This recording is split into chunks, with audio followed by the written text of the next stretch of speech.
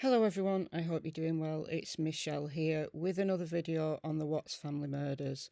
Before I start this video proper, just let me please pass my condolences on to Cheryln Cadle and her family. Take it from one who knows just how quickly life can turn on a dime. So a personal and very heartfelt condolence from me to Cheryln and her family on this incredibly difficult time. So to the video. I've been thinking about Ronnie Watts and Chris Watts' relationship with his dad Ronnie. And, Chris has said that his dad is his hero. And there's many little boys whose dads are their heroes. They want to follow in their footsteps. The dad is the big, strong, tough leader. They look up to them, and that's perfectly normal. It's cute. It's nice. And there's so many sons who they love their dad throughout their entire life. And they're always their role model. And that's a beautiful thing. I can't see Ronnie as the big, strong leader, really, of the family. I don't know. I might be wrong. I might be reading the Watts family completely wrong. But it seems to me that Cindy Watts is the one that wears the trousers. She's just so controlling. I can't get over how controlling that woman is. But that's me as an outsider looking in. Behind closed doors, in the privacy of their own family life. Maybe Ronnie takes a more active role in the family. But I'm not sure that he does. It seems to me that Ronnie very much has got the personality, very similar to that of Chris. They're willing to take a back seat, somewhat lacking in social skills, and maybe that's why Chris and his dad got on so well, because they've got similar personalities. I'm only speculating, but I want to read the letter that Chris wrote from Dodge Correctional to his dad, and then I just want to speculate on something. Why was the mistress searching Ronnie Watts on the night of the lazy dog? So that would have been August the 11th. So less than 2 days before the family were annihilated. She searched Ronnie Watts. So we'll speculate on that towards the end. But this is in chapter 28 of The Murders of Christopher Watts by Cheryln Cadle. And this was a letter that Chris sent to his dad Ronnie on April the 7th, 2019. And this was for his birthday. So I believe that Cheryln was given these letters by the Watts family for her to include in the book. So happy birthday, Dad, 63, 2 more years and you can retire, right? I'm sure all the higher-ups don't want to even think about that. They might not even allow it. Why wouldn't they allow it? Is Ronnie completely indispensable to the company that he works for? That's the point. I don't even know where Ronnie works. Where does he work? Can anybody just tell me? I mean, it's not important, but it'd be interesting to know if anybody knows. That place wouldn't know their right hand from their left without you. Mum keeps saying you're working too much and the dark circles are getting darker around your eyes. The only cure for that is more golf. I know that being incarcerated isn't what you thought my future would hold, but just know that I'm doing okay. I mean, don't get me wrong, I still have my bad days, but I have my Lord and Saviour in here showing me the way, as well as your support on the outside. Whenever you're at a race, ball game, or at a golf course and you wish I was there, just know that I am in spirit. And not just me either. We have a lot of guardian angels that are with us every day. We don't see them, but trust me, they are always watching and listening. Just like Bella said, I am a hero. You are mine as well. Well, Ronnie has treated Chris better than Chris treated his own children. Chris was Bella's hero and he betrayed her in the most horrific and violent of ways. She looked up to him so much, just like you did to your dad, Chris. I know that I fell short of the example you set. Oh, just a bit. But no, I never forgot how I was raised. I won't be defined by that one moment in time. Whilst it's never good to define somebody just from one bad mistake, one moment in time, come on, there are some moments where they absolutely define your life. And annihilating your family, Chris, I think is one of them, quite frankly. I am still a dad. No, you're not, Chris. You're not a dad. You have no children because you killed them all. You can't keep being a father to dead children that you murdered. That cannot happen.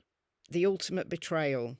They are no longer your children. They were in life and they loved you and they honoured you and they looked up to you. You took their future from them. You ripped it from them. I am still a son, no matter what.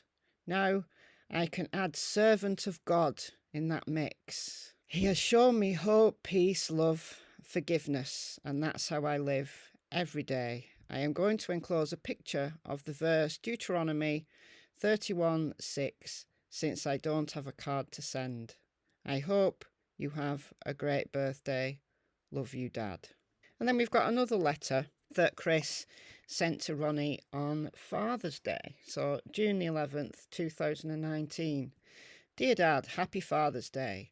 I know today is tougher than most days because it is this day we get together to celebrate our father. And I won't be present there. But please know, I am always there in spirit. I am there every day, not just today. No, you're not, Chris. You're in prison. You're in Dodge Correctional, in Wisconsin, many, many miles away from your family. And yes, Father's Day is going to be a very difficult day for you if you have any remorse whatsoever for what you did, because you killed every single one of your children. So I don't think Father's Day applies to you anymore, Chris. Thank you for everything you did for me when I was growing up. You're doing now and everything you will do in the future. Thank you for being the best dad anyone could ask for. I could always count on seeing that grey flat top in the stands when I was playing school ball. Even if I weren't playing, you were there in case I got some playing time. All the days playing catch in the backyard, even though I would throw it way too hard. Sometimes you were still out there. I always remember that hook shot you got me with when we played horse over the blacktop. I still to this day cannot get the hook shot down. But hey, I do have a good jump shot from all those days practicing. Let's not forget all the racetrack visits either. Somewhere between 50 to 100 races we went to, if you count Cup, Bush and NHRA. You'll always remember that day I got curious and walked over to the track while you were getting food. I think your hair went from grey to white. I will never forget the first time I felt the Top Fuel dragsters go down the strip. It was epic. I wish we could have played golf more than once. It was still fun hitting the links with you. That sport is definitely harder than it looks. Stay out of the sand and definitely stay out of the water. Well, maybe when Ronnie retires, he can take up golf.